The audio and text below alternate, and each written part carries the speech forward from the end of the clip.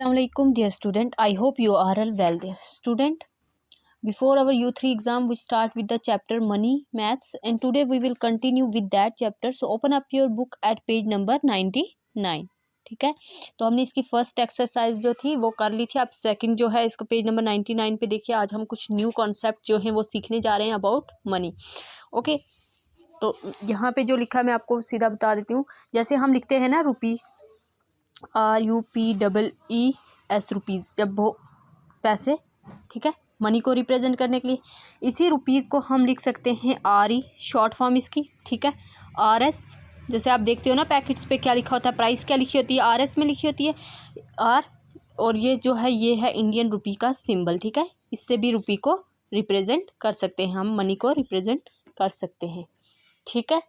तो ये तीन चीज़ें आपने याद रखनी है. रुपीज़ की या रुपी की शॉर्ट फॉर्म क्या है, RE, RS, और ये क्या है सिंबल रुपीज़ के लिए, ये भी हम यूज़ कर सकते हैं. Okay, now there is one other thing that is about paisa. पैसे को हम रिप्रेजेंट करते हैं P से. ओके, पैसा जो होती है स्मॉलेस्ट डिनोमिनेशन होती है रुपी तो उसको हम रिप्रेजेंट करते हैं P से. और रुपीज़ जो है वो किससे रिप्रेजेंट करते हैं, RE, RS, और ये सिंबल आपने याद रखना है, ऐसे जैसे राख डालते हैं आप हिंदी में और उसके बीच में और ये टन, ठीक है, दो लाइंस के साथ. ओके, नाउ ये तो हमें पता चल गया रुपी को रिप्रेजेंट कैसे करते हैं. चलें, जैसे अगर लिखा होगा यहाँ पे आप देखें 1 रुपी. 1 रुपी किसके इक्वल हम लिख सकते हैं, अगर हम मैं कहती हूँ 1 रुपी, या इन अदर वर्ड में लिखती हूँ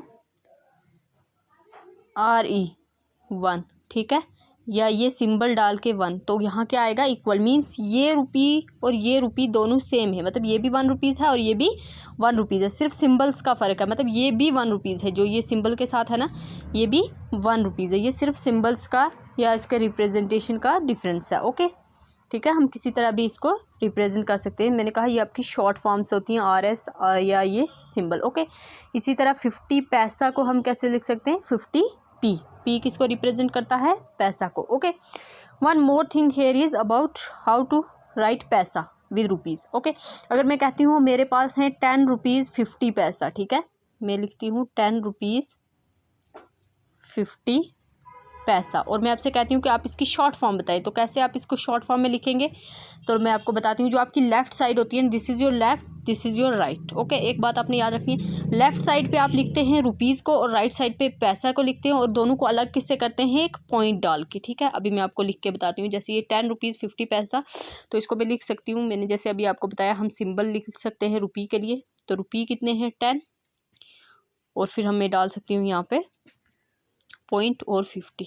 अब मुझे P डालने की ज़रूरत नहीं है, क्यों, क्योंकि ये जो पॉइंट है ना ये खुद ही रिप्रेजेंट कर रहा है किसको, कि पैसा को. राइट साइड पे आपके पैसा है और आपके लेफ्ट साइड क्या है, रुपीज़ है. 10 रुपीज़ 50 पैसा, ये इसकी शॉर्ट फॉर्म आ गई जो मैंने आपको इसमें लिख के दिया था स्टेटमेंट में, 10 रुपीज़ 50 पैसा. ओके, तो इसकी शॉर्ट फॉर्म आ गई 10.50. तो ये जो पॉइंट है ये किसको रिप्रेजेंट कर रहा है, पैसा को, क्योंकि इसकी राइट साइड पे क्या है, पैसा है, और लेफ्ट साइड पे रुपीज़ है. ओके, तो आज हमारी एक्सरसाइज भी इसी पे बेस्ड रहेगी. हमें कुछ मनी दिया हुआ है, कुछ कॉइन्स दिए हुए हैं, कुछ स्मॉल लार्जर डिनोमिनेशन के भी नोट्स भी हैं, तो हमने उनको रिप्रेजेंट करना है यहाँ पे पॉइंट्स लगा के. जैसे फर्स्ट वन इज़ योर 50 पैसा, तो सिर्फ 50 पैसा है ना, तो रुपी में कुछ नहीं है, रुपी में क्या आ जाएगा, रुपी वाली साइड 0.50. ओके, आप समझ आए आपको यहाँ 0 क्यों लगा है, रुपीज़ लिखा, रुपीज़ 0.50, मतलब इसका मीनिंग क्या हो गया, इसका मीनिंग ये हो गया कि आपके रुपीज़ में कुछ भी नहीं है, क्योंकि यहाँ सिर्फ एक 50 पैसा का कॉइन है, ठीक है, रुपीज़ में कुछ नहीं है. तो हम इसको ऐसे भी लिख सकते हैं 50 पैसा को 0.50, ठीक है, रुपीज़ 0.50.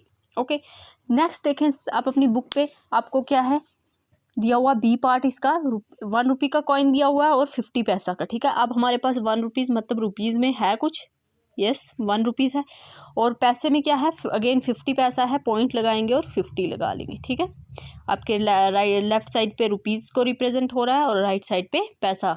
ओके, नेक्स्ट देखें आप, नेक्स्ट दोनों क्या है, 50 पैसा. 50 कितना होता है, हमने अपनी प्रीवियस क्लास में भी पढ़ा था, 50 होता है 100 पैसा. ओके, 100 पैसा होता है, इसको हम ऐसे भी लिख सकते हैं ना, ₹1. 100 पैसा किसके इक्वल होता है, 1 रुपीज़ के. तो या तो हम इसको ऐसे भी लिख सकते हैं, सॉरी आप ये सिंबल ना यूज़ करके RS ही लिख लें, क्योंकि यहाँ पे जो चल रहा है, ठीक है, कोई बात नहीं अगर आप वो भी लिखते हैं ₹1।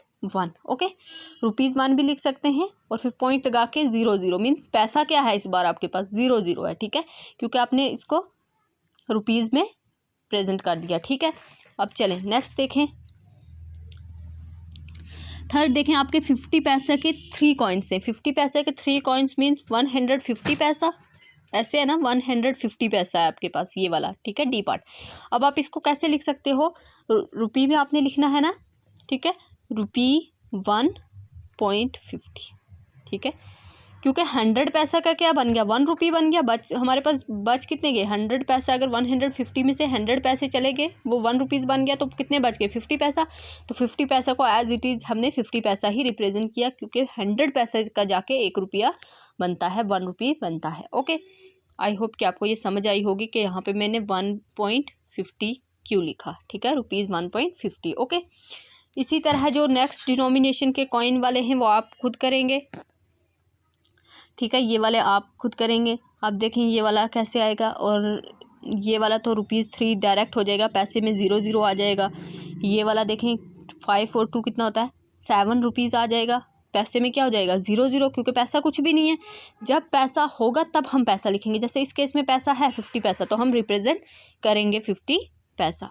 ओके, नेक्स्ट देखें यहाँ पे कितना है हमारे पास, आई पार्ट में 2 रुपीज़ के 2 कॉइन्स हैं और एक ₹5 है। तो 5 और 4 कितना हो गया, ₹9। ठीक है, ₹9 हो गए। तो पैसे में क्या आ जाएगा 00, क्योंकि पैसे में कुछ भी नहीं है। ठीक है, ₹9 हो गए।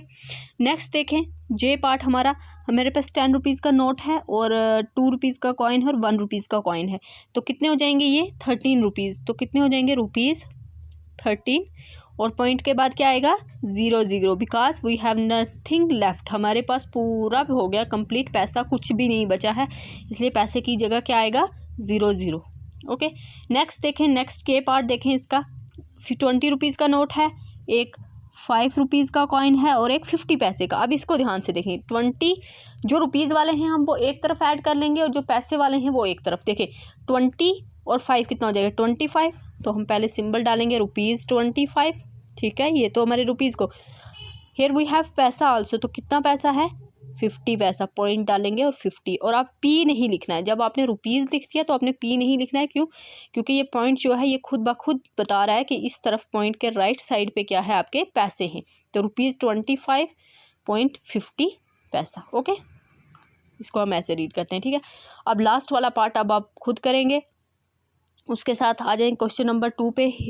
क्वेश्चन नंबर ये कंटिन्यू में ही है। अभी तक हमें कुछ कॉइन्स और नोट्स दिए हुए थे ब्लैंक्स में, अब हमें नंबर फिगर्स में दी हुई हैं और हमें इसको सॉल्व करना है। First one is M part. देखें ₹5 + 25 पैसा। देखें अब इसमें ₹5 हैं और 25 पैसा। अभी हमने सीखा कैसे लिखते हैं, ₹5 लिख के RS लिख के 5.25 पैसे को कैसे रिप्रेजेंट करते हैं, पॉइंट की राइट साइड पे। ओके, इसी तरह ₹10 और ₹50। देखें 0.50 0.50 मीन्स ये 50 पैसा है, तो कैसे रिप्रेजेंट करेंगे ₹10.50। ओके, ये हो गया हमारी ओ ब्लैंक। ठीक है, अब एन ऑलरेडी की हुई थी।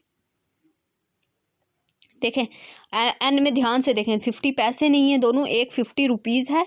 देखिए रुपये के सिंबल के साथ है, मीन्स ये ₹50 है, और ये पैसा के सिंबल के साथ है, मीन्स 50 पैसा है। तो ₹50 और 50 पैसा है, तो कैसे लिखेंगे ₹50 हो गया लेफ्ट साइड में और पॉइंट लगा के 50 पैसा। ठीक है, तो ये ध्यान रखना है कि कौन से सिंबल से, कौन सी शॉर्ट फॉर्म से जो है मनी को रिप्रेजेंट किया गया है, फिर उसी अकॉर्डिंग आपने लिखना है। जो रेस्ट पार्ट है वो अब आप खुद करेंगे। आई होप कि आपको ये समझ आ गया होगा। That is enough for today. Thank you. Allah.